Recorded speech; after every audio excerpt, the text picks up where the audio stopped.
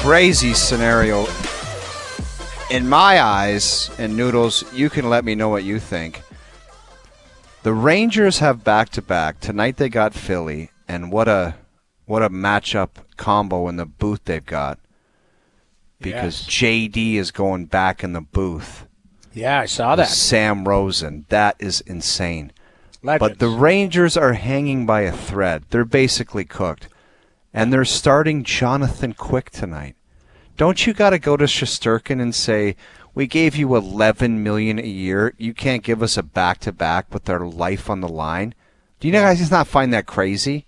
I do. I'm sorry. At this point, it's all hands it's on Shesterkin. We can't take one chance and go in the net tonight because I know I can see if Jonathan Quick has a greasy one go in early, you're like, what a scenario we've got here, man. That would be outrageous. I don't know the story. I don't know if Shesterkin's tired, if there's something there, but I agree 100%. I say you're in the net until we're out.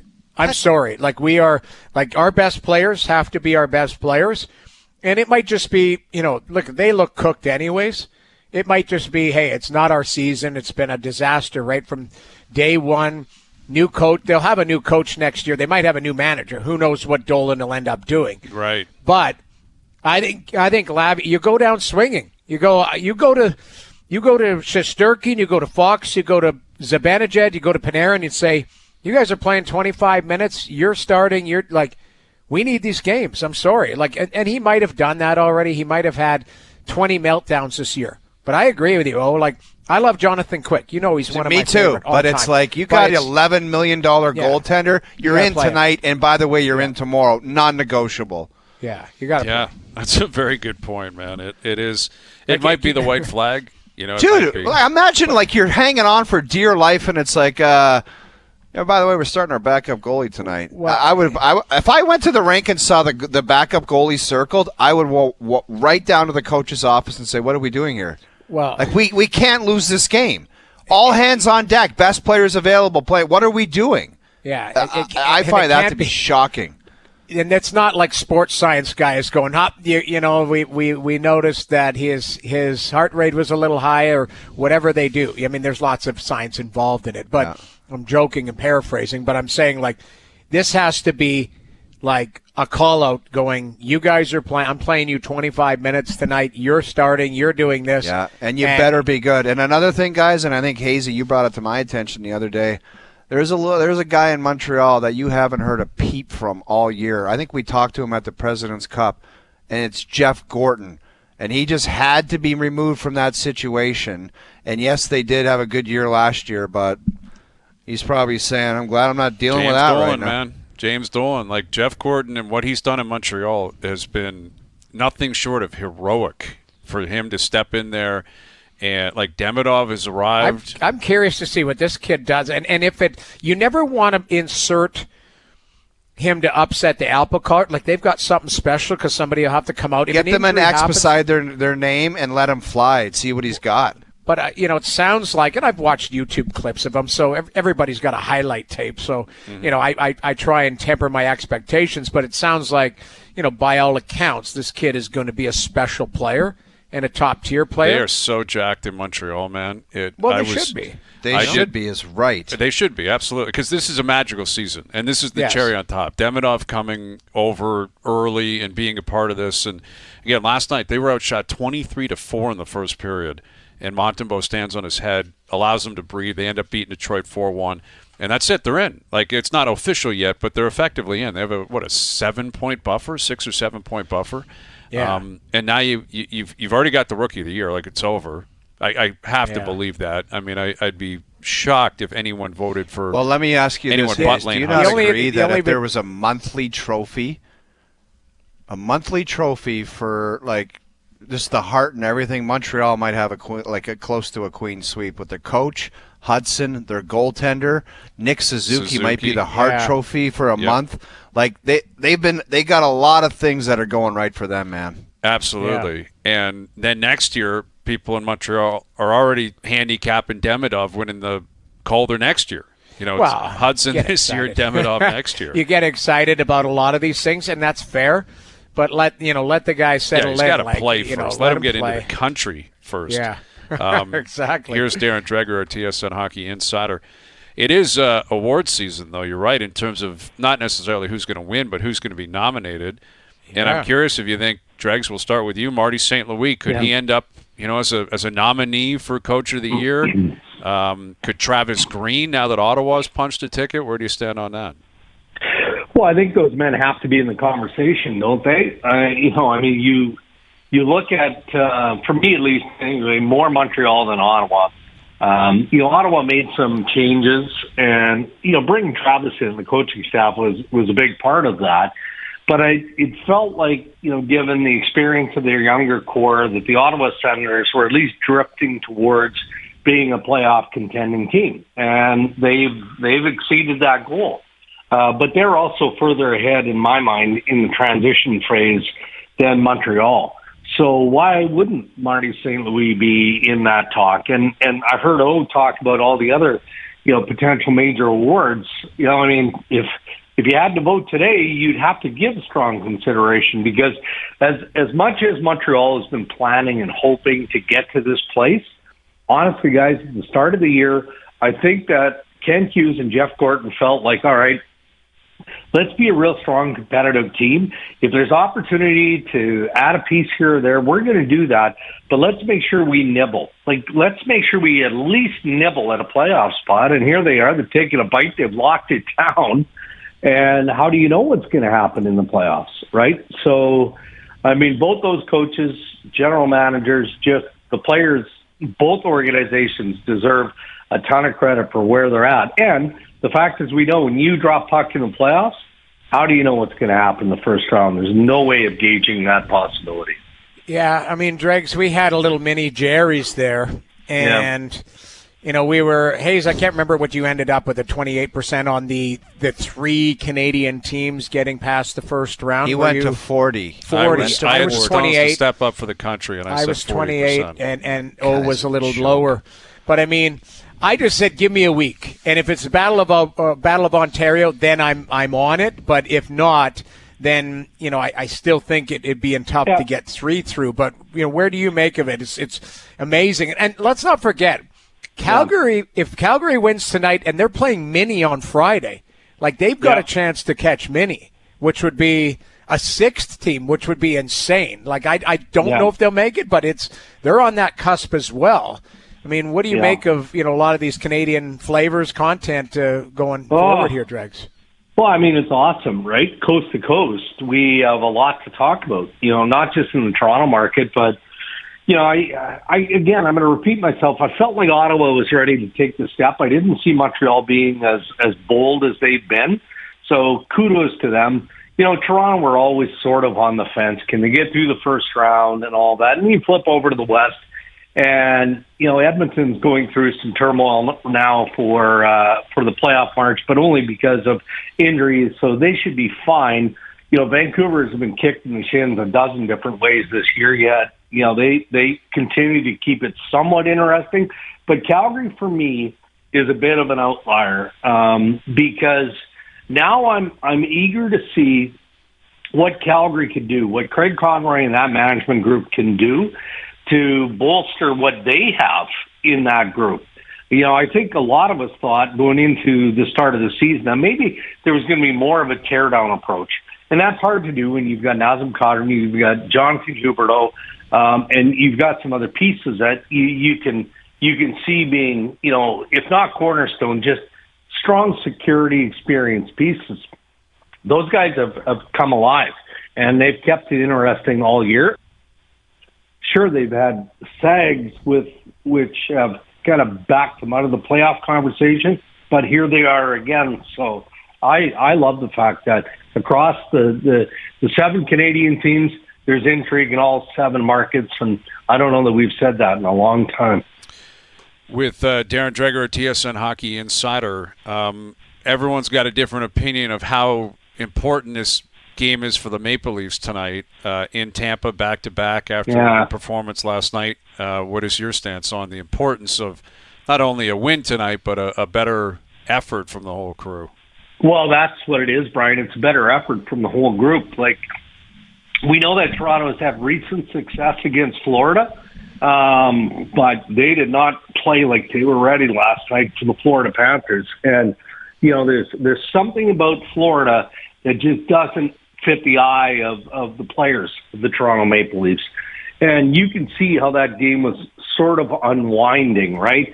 And then they go into the third period, and it's a 1-1 game, and it's there for the taking. And Toronto, for the most part, since mid-March, has been really good, as Craig Berube has reminded us, managing games and then finding a way, if necessary, in the third, and they didn't do that. So I don't know if you can call it a one-off, because inevitably you're going to have to face that team. You're going to have to face that team. There's some jockeying that's going to happen in the division, potentially in the Eastern Conference. But for the Maple Leafs to achieve their goals, they're going to have to get through Florida. So now you kind of lay the egg that they did, last night, and you're facing a Tampa Bay Lightning team tonight that is really strong and is headed in the opposite direction. So there's no doom and gloom required here. Like, I still feel strongly that the Maple Leafs are going to win that division. That's not what we're talking about. But you hear Paul Maurice talk to Mark Masters prior to the game, and he's not worried about the fact that they've got they've got some nagging injuries. And yeah, they had pieces, Barkov come back into the mix last night. But they're talking about the mental aspect and the game that you have to play to get ready for the playoffs. And that was their focus going into that game, and they executed. So let's see what Toronto's response is tonight against Tampa Bay. Darren, what do you think's at stake for Mitch Marner heading into the playoffs? Pretty crazy scene. William Nylander got his deal, I believe, in January of last year. He might have signed his contract halfway through the season, somewhere around there. It might have been earlier. This guy's contract did not get done. It did not get done before the deadline. It's not done now. What do you think's at stake with the player? If he's incredible in the playoffs, do you think it's like, that's the guy we knew you could be, and if he's awful, it's like we just can't buy into that any longer? Is that what we're looking at here? I mean, that's, you painted both pictures. There's no doubt about that. I think from a market perspective, maybe it's easier on the Maple Leafs if he doesn't have a real strong postseason. And the only reason to believe that he's not going to have that is because of other postseasons. But wire to wire in this regular season, he's been terrific. And I think he is going to have a real good playoff run. And he certainly isn't going to be the reason that Toronto Maple Leafs don't have the level of success that we feel like they need to have. He's only one player. Everybody else is going to have to find their way. And I understand that sounds cliche, but on the market, Marner's going to get paid. So this isn't a financial thing. It gets financial if Marner doesn't have the postseason that everybody hopes that he's going to have. And it makes it easier then, if he wants to go to July 1st, which we believe he will, for Toronto to push away and say, okay, well, we're going to invest that 13.25, whatever that is, somewhere else. Makes it easier for the team. But I don't know that Mitch is losing any sleep over it. I think he has a high level of confidence in his own ability and execution, and he thinks that this postseason looming is going to be his best yet. With Darren Dreger, Gabe Landeskog was loaned to the American Hockey League team on a conditioning stint. So does this guarantee he will play for the Avalanche this year? Where do we stand on that? Yeah, well, Brian, it's impossible to guarantee because this guy hasn't played in 3 years, right? And everything that he's gone through, man, they should get, if he plays in the playoffs, just give the Masterton Trophy to Gabe Landeskog for the next couple of years, because everything that he's endured has been incredible. It's been crazy. And I don't think that many of us expected that he would ever get to this point. You think that a player under contract, long-term contract, who's got that intestinal fortitude, wants to continue to push, try. He stays around the club because he wants to be around the players. He's got the medical treatment and facilities around the Avalanche. Okay, a lot of it makes sense. But to get to a place now, which I didn't think he was going to get to, I mean, the guy had cartilage transplant surgery. Talk about exploratory and just kind of out there sort of procedures from a hockey perspective. That's out there. And yet here he is. He's going to the American Hockey League on a conditioning stint. And as Chris McFarland has acknowledged to the media, the expectation is that he'll be ready for the playoffs. If not the start, then soon into the playoffs. And just, I wonder about how impactful he can be physically, but just the emotion, the heart and soul storyline behind it. I mean, he's going to be a real nice security blanket or an emotional boost for that team going into the playoffs. Dregs, the quiz last night, there was I was in between periods kind of watching it. I mean, can you walk me through some comments that were made about Wayne Gretzky? There was one that was a bit uncomfortable, I'm not going to lie. And I don't know if you guys have ever been in this situation. Well, I do. It's OverDrive. So you've been in awkward conversations where your only way out is to just start laughing because it's a bit weird. It's a bit awkward. Noodles, you know that. Brian, yes. You know that. Mm-hmm. Yeah. So I can't quite recall the specific question, but I think it was, who has the better office? Wayne Gretzky's office behind the net or OV, obviously top left circle. And O was talking about the great one, Wayne Gretzky, and we can appreciate that. Yep. But I think his comment was something along the lines of, I used to ogle Wayne. No, I said, look at these defensemen just ogling Gretzky behind the net. And then I was like, that's ogling? Like, what on earth? And then I asked Dregs. Dregs started pissing himself laughing, and I told him, I said, you have to stop it because I don't think we can get through this if you keep laughing. And then I'm like, what does it mean? He goes, well, you're right. It's staring. And I'm like, okay, good. But then he goes, in a sexual manner. Yeah, like creepily. Yeah. Right. Yeah. Like a lecherous way. Like, I mean, nobody uses that word anymore because of its true definition. Yes. But in the moment, O sold it hard. And I'm nervously laughing because I'm pretty sure as soon as he said it, I'm like, it kind of means the context is a little bit off there. I know what he's trying to say. And poor Lindsay, who's the nicest woman we have at TS, just a terrific person. She's looking at me going, uh-oh. It's so good. Yeah. So, anyway. Okay. That's what we have. Well, listen, I think it lands. I think people understand what you're trying to drive out there. It doesn't land, man. It's just one of those things where you just make the sign of the cross and you're like, we're done here. Thank God it was only the word ogling that I came up with. Because if I had, sometimes you're just like, I don't know what I could have said there. Could have been somehow worse. That is true. Staring with sexual interest. That could have just been blunt. Very blunt. All right, Dregs. Well, good luck on the panels moving forward. Try to keep your boy in check. Yeah. All right, fellas. Have a good night. Darren Dreger joining us here on the Maple Toyota Hotline. All right, Brad Faxon coming up from Augusta. We got our picks coming up, our best bets later in the hour. But it is your final week to find Al's brother for the chance to win Leaf tickets. Al's brother is at a new location each day this week, and you need to name all 4 locations on Friday in order to win the tickets. So you guys ready for the third clue/location of the week? Hey, OverDrive fans, it's Wednesday, and I'm back with a new clue to help you get you one step closer to finding out where Al's brother is and getting yourself those Leafs and Red Wings tickets on April 17th, the season finale for the Buds. Here is your clue. Yesterday, I mentioned the place where O and I had our big 40-meter dash. Today's spot features another form of a duel, followed by a 4-course feast that you eat with your bare hands. Okay, I have no idea where that is. I have no idea what he's doing or where he is or what he's talking about, but these are big tickets, so tune in tomorrow for another clue. And the first caller through on Friday who can name all 4 locations wins a pair of tickets again to see Leafs Red Wings, the last game of the regular season. Find Al's brother, brought to you by McAlpine Ford in Aurora, our family, the Ford family, and you. All right, that Brad one's a Faxon layup, coming boys. Up. You know that one? I don't know that one. Dude, that's medieval times. There's a duel, and you eat with your hands. Okay. And it's a 4-course meal? Is that what it is every time? I would guess that would be medieval times. Okay, yeah, I guess you're right. Yeah. I guess that would make sense. I've never been to medieval times. I've been to the That one might in be Dallas. also as bad as saying the word ogling. Like, that might be just a horrendous guess. Yeah, you I don't could be think onto so. You something, might be though, on 'cause it, yeah. I have no idea what he's talking about.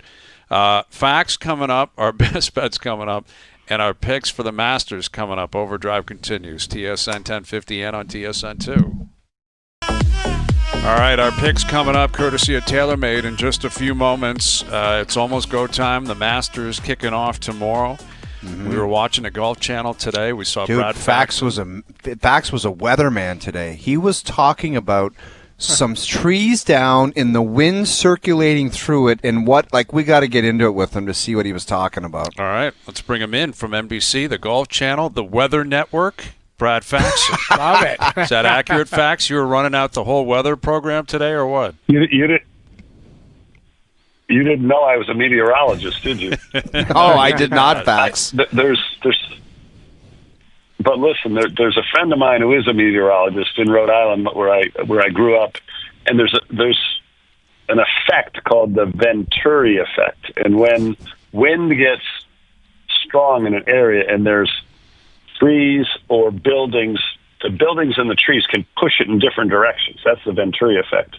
And with the storms that Augusta had earlier in the fall, and all these trees came down, it was tragic for the city of Augusta, but more so for the golf course here at Augusta National. That there's 3,000 to 4,000 trees fell down, and Amen Corner, this famous stretch of the 11th, 12th, and 13th holes, you can see now through these trees where you never could before. So it might be, for these players, a little bit easier to figure out the wind and the patterns, or it could be completely different and screw them all up. And it's going to be windy this week.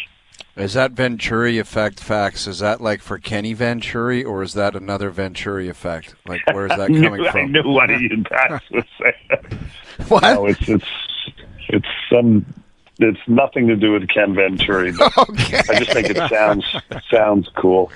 Okay. Yes, Fax, does. your time on the panel, you're like, how difficult is it for you? Because Rory comes up a lot. How do you balance how he performs and the setbacks with also working with the guy? I mean, at TPC, you see yourself on the range and then you're on TV. How is that balancing act? Yeah, it's unusual for sure. And, Rory being one of the, I wouldn't say being one of, he's the most recognizable golfer now that Tiger's not playing. He's the most popular golfer. And he's a player that everybody seems to be pulling for. Not everybody loves him. Some of the players are jealous of him. Some of the fans don't like that he's maybe outspoken about things. But I think everybody would empathize towards him, like being one of the best players that you would think would be a guy that should be winning the Masters.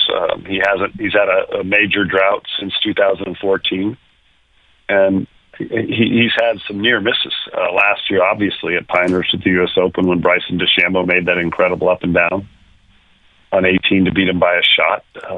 He's had chances to win majors since then. I think that there's resilience in all the great players, because even Jack Nicklaus finished second in majors more than he won majors, 18 to 19.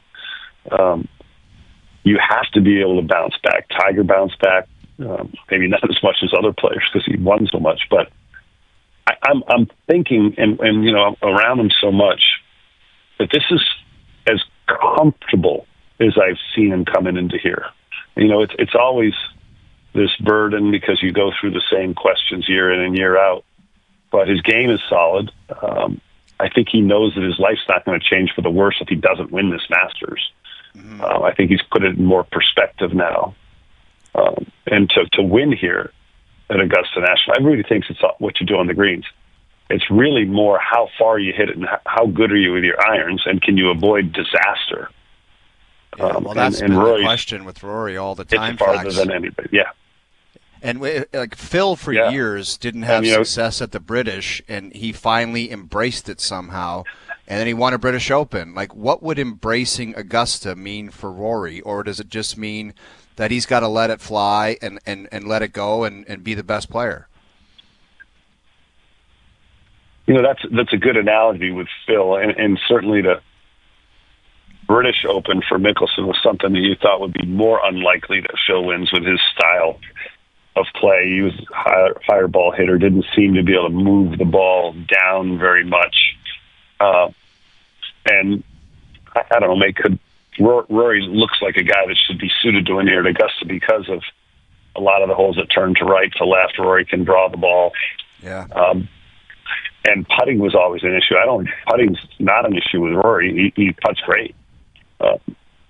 And this year he's won 2 courses that maybe wouldn't suit his game. You don't need to drive it a lot or very far at the Players' Championship.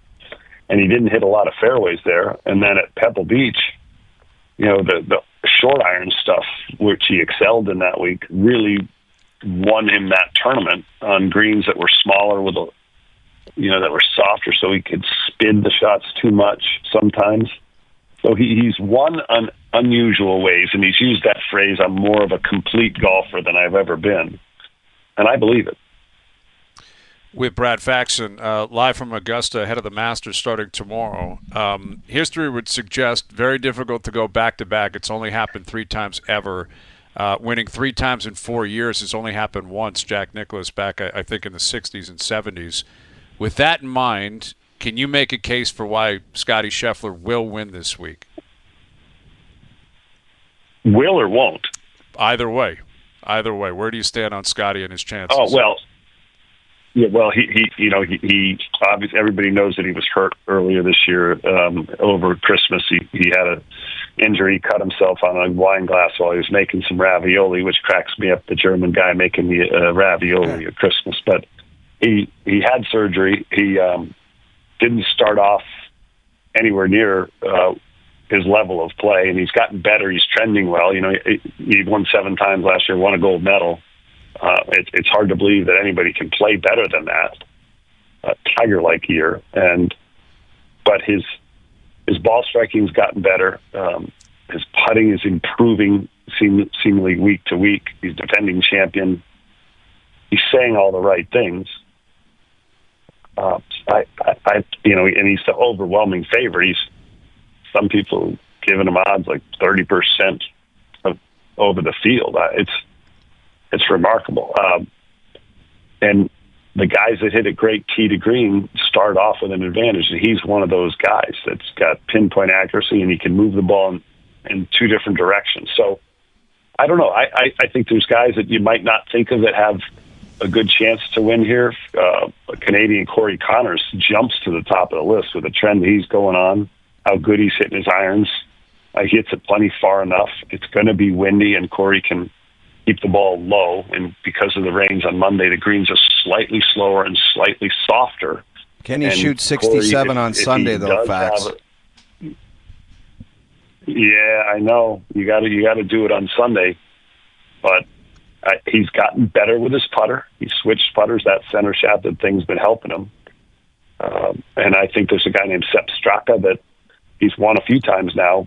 He's got a beautiful swing and hits the ball well. Yeah, and then what we don't know is how are the live golfers going to play? How's Bryson going to play? Maybe one of the most intriguing of the players that certainly bombs it. One of the coolest things, I'm sure you've seen it on this Masters app, you can see how many balls every player's hit in their practice days and the patterns where they've hit them. And Bryson's hit more than anybody. He's longer than anybody. Can he hit good iron shots? He's not a great chipper, and you got to be good chipping here on short grass. You're not chipping out of rough. And that's one of the key indicators if you look at stats over 10 years. So it'll be interesting to see how Bryson does around the green when he misses them. But, Koepka, is he going to be able to do it? John Rahm looks like a guy, he's like a man on a mission. I think he misses playing the PGA Tour. He won just 2 years ago here. And he played pretty well last week at Doral. The live event was at Trump Doral. And I think he made a quadruple bogey on the 17th hole. And he said the shot he hit in the water with an iron was his best swing of the day. So I think that guy has something to prove. Mm-hmm. So before we get you out of here, Fax, is that going to be Rory's approach? Do you think it's going to be an aggressive approach? Like, if it's about the driver, is it just take that thing out as much as you can and like hit 356-yard draws all over that place and see where it gets you? I wish it were that simple. If he hit a 350-yard draw down the middle of the fairway, it would be that simple. But the par fives are important this week, and it sounds so obvious. But if you're going to win, you got to capitalize on the par fives. He's long enough to reach them all in the right conditions. I just think tomorrow one of the most important shots he's going to hit is that first tee shot. Think about it. He waits every year to hit a tee shot off the first hole. His first round scoring average at Augusta National is not good. So he knows this stuff. You don't need people to remind him that. He's just got to, stay in the right frame of mind, picture the shot you want to hit, and just continue to play one good shot in a row.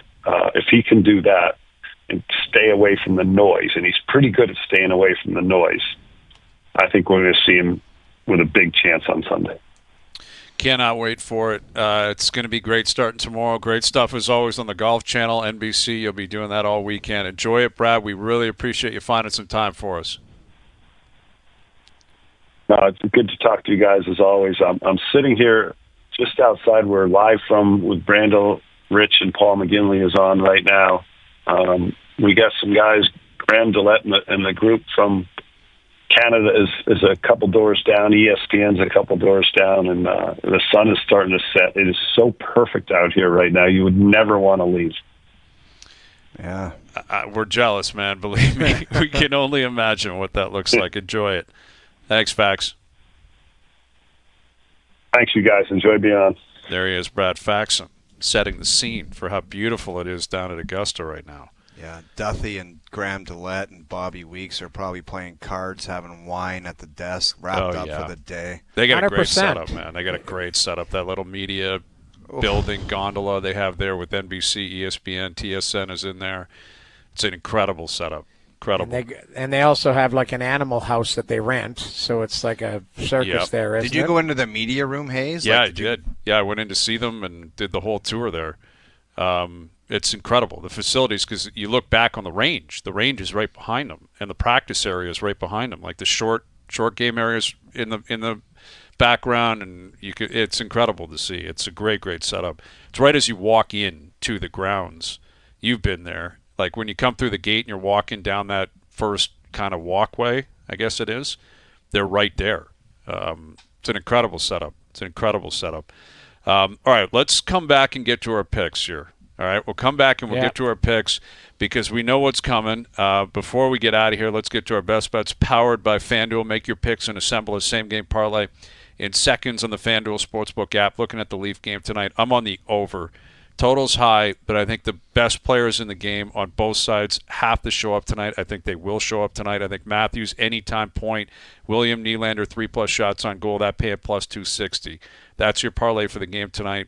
Best bets powered by FanDuel. Live same-game parlays are now available for every NHL game on the FanDuel Sportsbook app. Please play responsibly, 19+, physically located in Ontario. We will come back. We say an 8-pack. It could be a 15-pack. Yeah, anything's possible here. Who knows? I got guys that have I have a scouting. Oh, list, so do I. I have guys way down the list that will shock you when I put them out there into the universe.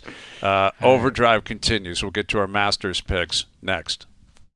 All right, Leafs Lightning coming up right here on TSN Radio. Big game tonight, and I got the Jays in action down at Fenway. You've got the Raptors playing. A chance for a 3-pack of wins, which did happen a couple of weeks ago. Very rare, where all three Toronto teams win and even play on the same night. But that's what we've got cooking tonight. You got Luka back in Dallas, going to be very, very emotional tonight. So full breakdown tomorrow. Some mini Jerry's that will carry over to tomorrow. I think Mini Jerry was a big hit. I think a lot of people were Did excited well. about that. I think it did well. Absolutely. But the OverDrive PGA Picks are brought to you by TaylorMade. When you need more performance, distance, and speed from your golf ball, it's time to switch. Learn more about the all-new TP5 and TP5X at TaylorMadeGolf.ca. All right, here come the picks. All right. Now, we established last hour, bit of a cop-out, but you wanted McIlroy, right? Oh, that's your guy? He's That's my your pony horse? this Right. week. Okay, that's your pony. And naturally, I'll take Scheffler. So I don't know if we established who has the first pick, though, because all we did was establish who gets which two of those guys. Here's the deal. It should be my pick because anyone would be taking Scottie first on this golf course. It's the Tiger pick. Okay. All right, go ahead. You can have the unofficial first pick. Those two are banked, and then what we do need is a Canadian at some point. I know all of a it. LIV player at some point, and a Masters champion from, at least a decade-old champion, which means, and I'll leave this open to you, like Spieth won in 2015. I don't think he can be included in this. I think you need an old-school guy beyond that. I might shock you with my first pick after those two guys. It's Bryson. You're taking Bryson. Yep. Wow. Listen, it's a very reasonable pick. The guy won the U.S. Open last year. He's red hot all the time. Yeah. This course, man, it's caused him a lot of troubles over the years. But I just think he's one of those mad scientists that's going to do everything in his power to try to figure it out. I think you're right. I think he's been trying to do that. The guy's on the range hitting 275 golf balls a day. It's crazy how he operates. A little bit much and heroic, quite frankly. But, okay, you're going to take Bryson. This is somewhat shocking. I'm going to stay in the LIV world. There's your LIV guy. I'm taking Rahm. I'm going to take John Rahm. Wow. I think, Rahm was dreadful last year, and I think he was embarrassed by leaving for LIV. And now I think a lot of that emotion has worn off. I think this guy won here 2 years ago, and Scheffler is better than him, but there was a point 2 years ago where I thought this guy's going to run off 2, 3, 4 green jackets, and I would not be surprised the way he plays golf. And I think he's motivated. I will take John Rahm. So we've both taken a LIV pick. Those are out of the way. Go ahead. A guy that is not on form, but I think he's figured out major pressure, and I'm going to take a bit of a gamble this early, but I'm going to take Xander Schauffele. I like it. I like Xander, man. Yeah. Xander's my guy. He's got great work ethic, and he can stripe a golf ball, dude. He was T5 last year, I think, T10. Yeah, and he also won the British, and he won the PGA. So the guy, he's figured out winning majors. Yeah, he has. I'll go with a guy that is getting a lot of love based on his form, based on all of the strokes gained data. I'll take Colin Morikawa, who I do think should set up well to win here, man. Like, he was in the final group last year with Scottie. He hasn't won, though, in like 3 years. Like, it's been a while since he actually won a tournament. But I like that Morikawa is still on the board. I will take Colin Morikawa. Go ahead, O-Dog. Doesn't bomb it, hits a fade. That's why I wouldn't have picked him. But I like a guy that gets up there and swats it. And his name is Ludwig Oberg. Okay. Whoa. You're taking Ludwig. Luddy. All right. Ludwig Oberg is an interesting pick because he's not on form right now. Like, what does your boy Jack Nicklaus say? You don't find your game at Augusta. You bring it there. You better bring it there. He won in San Diego, though. He did. He won at Torrey. That is very true. All right, I'm going to start going off the board here a little bit. I'm going to take the Irishman, Shane Lowry, That's who a good pick. has won a major before. Again, a guy that's on form. He's playing very, very well. His short game is dialed. His putting is outstanding. Right. I want him on my team, Noodles. I'm going to dial him in, Shane Lowry. How many picks have we made now? I was going to say, how many picks? Four each. That's four each. We've already taken 4? Okay, because we need a Canadian and an old school here too, right? Don't worry. We're just going to keep rocking here. I got lots of thoughts. I want to on give this. you guys one at the end. Okay. All right. One each from my picks here, and they're going to be long shots and probably weird. I love it. I want to assign one of you guys each from what I'm looking at. Okay. Right? All Fair good. enough? Go ahead. I'm embarrassed that this guy's been looked over. His name is Brooks Koepka. Oh.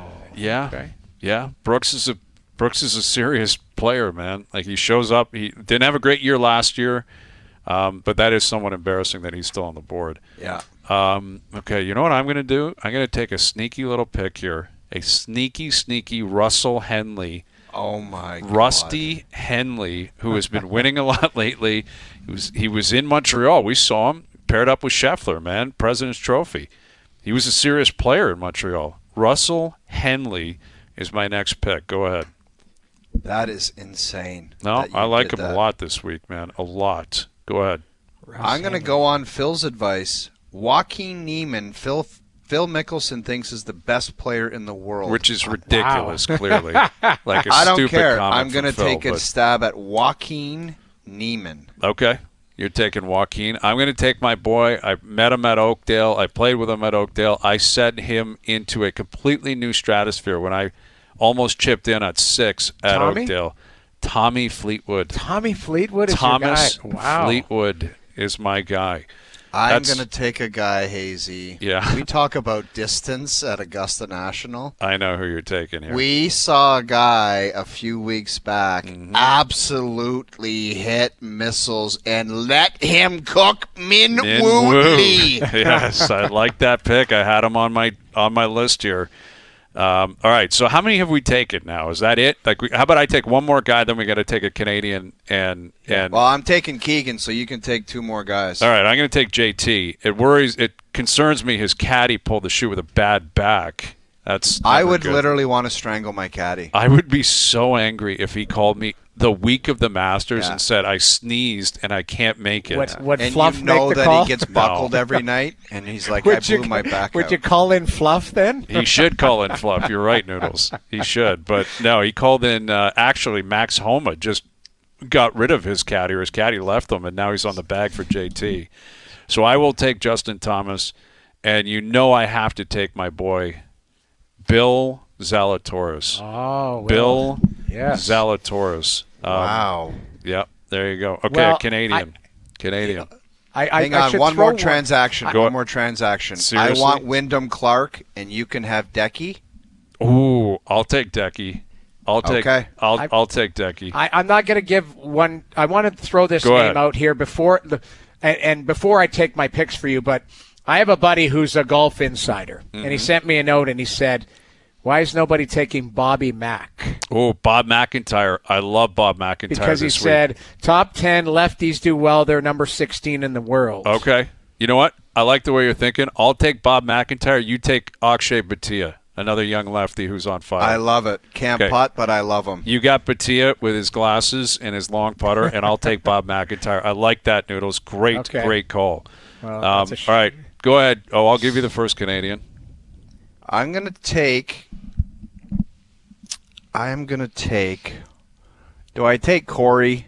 Corey's the play. I mean, he's the chalk for when it comes to Canadians. I think the last couple of years he struggled a bit at the Masters, but he's T10'd Taylor, a couple times. I'm going to take Pendrith. I'm going to take Taylor Pendrith. Pendrith can bomb a golf ball around, man. Yeah, I'm going to take my chances with Taylor Pendrith. Okay, this year. I'll take Connors, which is crazy because Nick Taylor's the guy that wins.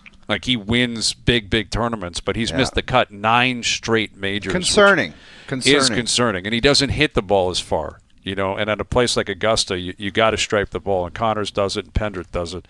All right, old school winners going back to 2014 or before. That takes out Spieth, that takes out Sergio, Patrick Reed, all the modern guys. You're on the clock. Who are you taking? I mean, I know who I'm taking. Go ahead. Who? I'll take I'll take Phil.